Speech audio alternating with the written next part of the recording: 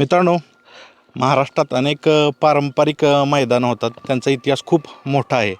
त्यापैकीच एक मैदान, त्याचा इतिहास मोठा आहे आणि इथलं पारितोषिक घेणाऱ्या बैलाची कामगिरी एक वेगळी होत असते, कारण मान मोठा आहे. तर असं मैदान आहे शिरंबे, तालुका कोरेगाव, जिल्हा सातारा येथे. पूर्ण आयोजन कमिटी आहे. तर विचारूया नक्की मैदान कसं भरणार आहे, यंदा काय विशेष आहे. आता बरीचशी लोक म्हणतात की इतिहास मोठा आहे. किती वर्षाचा इतिहास आहे मैदानाला? बरोबर आहे. इतिहास फार मोठा आहे. कारण का आमचे वडील 75-80 दरम्यान वारले, म्हणजे वय असताना आता त्यांना वारून शनी कमीत कमी एक 10 वर्ष होत आली. जवळजवळ आत्ता 80-90. ते सांगत होते की आमच्या वेळेला कुऱ्या पडत होत्या. त्याच्यानंतर मोठी बैलगाडी, म्हणजे जी वाहतूक करायची ना, मोठी बैलगाडी, सामान न्यायची बैलगाडी, ती पळायची. त्यानंतर हळूहळू छकड्यामध्ये रूपांतर झालं.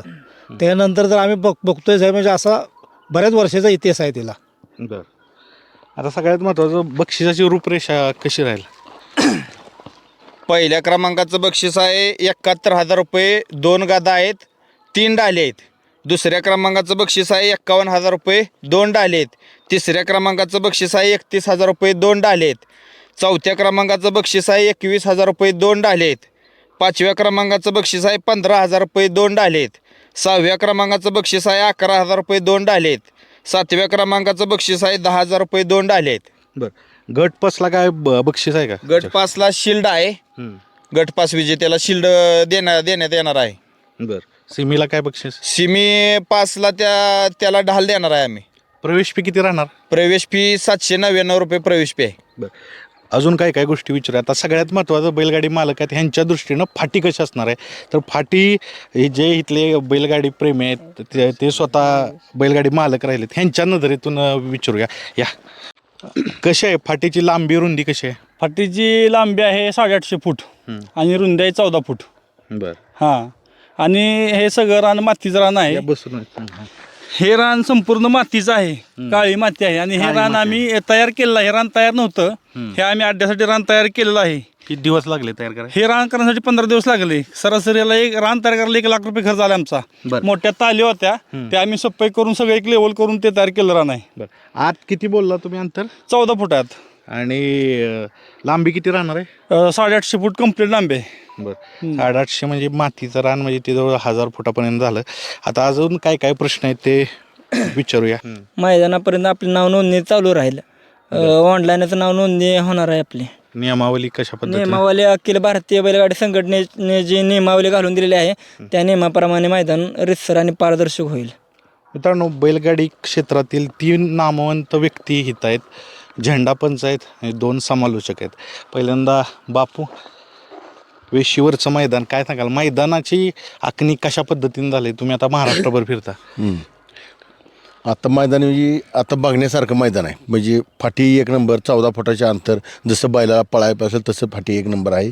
आणि कालचं जसं मैदान होतं त्यापेक्षा भारी फाटी 1 नंबर आहे. मातीचं रान. मातीचं रान. कोणाला मदत होईल? कुठल्या बैलांना होईल? काय मदत म्हणजे असे वासरांना होईल का कशा? नाही, वासरं बी पाळणार आहे, ह्याच रानात आहे ती, आणि बैल बी पाळणार आहे. दोन्ही बी रानाला ही आहे. एकाला म्हणजे मोठ्या बैलाला बी नाही, दोन्ही बी ह्याला आहे. ज्येष्ठ समालोचक विकास सर, तुम्ही महाराष्ट्रभर फिरता, सांगा मैदान तुमच्या नजरेनं कसं आहे? आता संपूर्ण महाराष्ट्रात आपण बघतोय यात्रा, उरूस आणि या यात्रेची, उरुसाची मैदानं आयोजित केली जातात. आता आपण ऐकलं की परंपरा आहे या कोरेगाव तालुक्याला बैलगाडी शर्यतीची. कारण सातारा छकडीचा जन्म आपल्या जरी सातारा जिल्ह्यात असेल किंवा बाबांनो पुणे, सांगली, कोल्हापूर या भागात जरी हे जी क्रेज असेल, परंतु या छकडी पळायच्या अगोदर कुऱ्या व्हायच्या म्हणून आता सांगितलं. तर कुऱ्याच्या ज्या स्पर्धा चालायच्या तात्यांच्या तडवळ्यात असायच्या, म्हणजे जी जुनी मैदान आहेत आपल्या कोरेगाव तालुक्यातली, तडवळ्या असेल, शिरंबे असेल.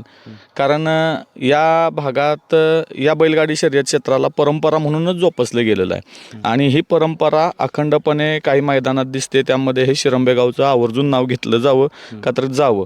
तर आता जे येत्या 12 तारखेला जे मैदान संपन्न होतं आहे अखिल भारतीय बैलगाडी शर्यत संघटनेच्या नियमानुसार, गेली आम्ही आता बंदीनंतर जी बघतोय, तर यावर्षी म्हणजे एकदम मैदान बघून समाधान वाटलं की खरोखर यावर्षी बैलगाडी मालकांचा, आता कसं होतं यात्रेमुळं किंवा बाबांनो आता आपण बघतोय की बऱ्याच ठिकाणी जागाच उपलब्ध नाहीत मैदानाला. हा सगळ्यात मोठा आपल्या बैलगाडी शर्यतीला एक म्हणजे हे झालेलं आहे की काही जागाच उपलब्ध होत नाहीत.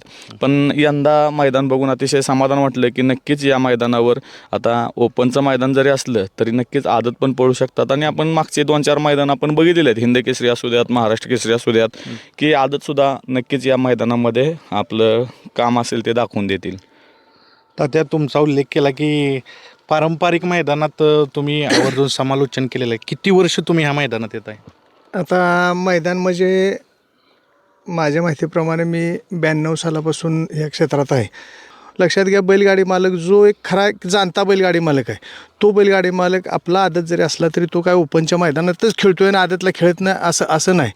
आदतसुद्धा प्रत्येक मैदानात आम्ही बघतोय की रोज आदतच्या 4-2 गाड्या तरी 100% ओपनच्या मैदानात आहेत. आता कालसुद्धा आपण एवढं मोठं पुरंदवडीचं मैदान बघितलं असेल, मला वाटतं 2 आदतनी एकदा गट पास केला, एक आदत एक बैलाने एक गट पास केला.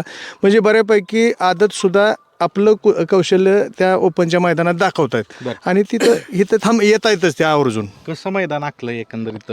नाही, मैदान पाहता ऐका, उन्हाची तीव्रता आणि आता वाढणार ऊन, त्यामुळं बैलगाडी मालक बरेचसे म्हणतात की 850 फूट पल्ला कमी होतोय, अजून पल्ला वाढवला पाहिजे. पण काल आता तुम्ही त्याचं जिवंत उदाहरण बघितलं. आम्ही 850 फूटसुद्धा आम्ही कमीच कारण म्हणतो, अजून 825 फूट असला तरी चालेल. रान मातीचं असल्यानंतर थोडंसं बैलांना त्रास होतो. सगळ्यांचा विचार करून, म्हणजे आदतचं असेल, मोठी बैलं असतील, कारण बऱ्यापैकी आत्तापर्यंत बैलं कटनाच्या रानांना पळत आली. आता रानं मातीची लागली, म्हणजे जी यात्रेची मैदान आहे ते आता भागात जिथे यात्रा भरते ते यात्रेच्या मैदानात मातीचं रान येते. काय अजून गोष्टी विचारूया. तुम्ही सांगा की आता कसं काय गोष्टी बघितल्या, उन्हाळ्याचे दिवस असतात तर पाण्याची सोय असेल किंवा ॲम्ब्युलन्ससारख्या ज्या सुरक्षेच्या दृष्टीनं महत्त्वाच्या गोष्टी याची सोय केलेली आहे का? हां, ॲम्ब्युलन्स आहे, पाण्याचा टँकर असणार आहे इथं. सोयीची जी काय सगळी असते ती सगळी सोयी इथं केलेली आहे. ॲम्ब्युलन्स आहे, पाण्याचा एक टँकर आम्ही ठेवतोच, म्हणजे दरवर्षी असतोच तो. आणि डॉक्टर ते सुविधा असतेच ती. शिरंब्याचं मैदान म्हणलं की एक विशेष उपक्रम असतात. 3 वर्ष महाराष्ट्र साक्षीदार आहे. पहिल्या वर्षी मोठा लक्ष, छोटा लक्ष, दुसऱ्या वर्षी मथुर बकासूर पहिल्यांदा एकत्र आले आणि गेल्या वर्षी आपण खिल्लारचा सन्मान केला. सुंदर असेल, हरण्या असेल आणि सोन्या असेल.